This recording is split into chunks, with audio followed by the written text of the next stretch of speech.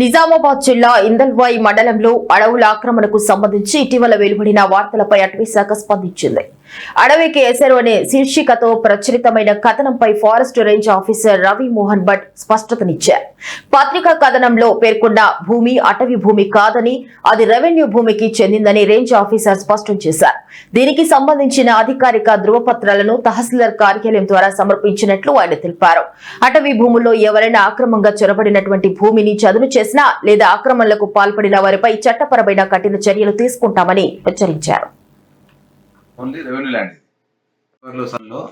అడవికి ఎసూరు అనే సిరికొండ ఇష్యూ రాసి మన ఇందల్వాయిలో అడవులు మయమని రాశారు.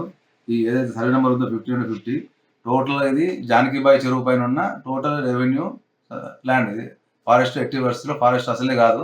అయినా దీంట్లో ఏమంటే అటవీ ప్రాంతంలో చదువు చేస్తున్న రెవెన్యూ ఫారెస్ట్ భూమి అని గూగుల్ మ్యాప్ పెట్టి మరీ ఇచ్చారు. ఇది పక్క రెవెన్యూ ల్యాండ్, ఫారెస్ట్ కాదు. ఈ సర్వే నెంబర్ ఏదైతే ఇచ్చారో టోటల్గా రిజర్వ్ ఫారెస్ట్ కాదు, ఓన్లీ రెవెన్యూ ల్యాండ్. ఇది సాక్షి పేపర్లో వచ్చిన అడవికి ఎసరు అనే శీర్షిక పైన ఇది ఫారెస్ట్ కాదని చెప్పేసి కన్సర్న్ తహసీల్దార్ గారు కూడా లెటర్ ఇవ్వడం జరిగింది. ఈరోజు ఆయనకు ఎంక్వైరీ చేసి ఏదన్నా రెవెన్యూ ల్యాండ్ వాళ్ళు కాపాడుకోవాలి, అంటే మాకు ఏమైనా దృష్టిలో వస్తే చెట్లు ఏదైనా కూడా దాని మీద వాటా ప్రకారము కేసులు బుక్ చేస్తాం, కానీ ఇది ఫారెస్ట్ ల్యాండ్ మాత్రం కాదు. అడవికి ఎసూరు అనే సిరికొండ ఇష్యూ రాసి మన ఇందల్వాయిలో అడవులు మయమని రాశారు.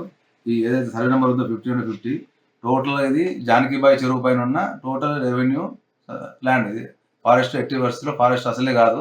అయినా దీంట్లో ఏమంటే అటవీ ప్రాంతంలో చదువు చేస్తున్న రెవెన్యూ ఫారెస్ట్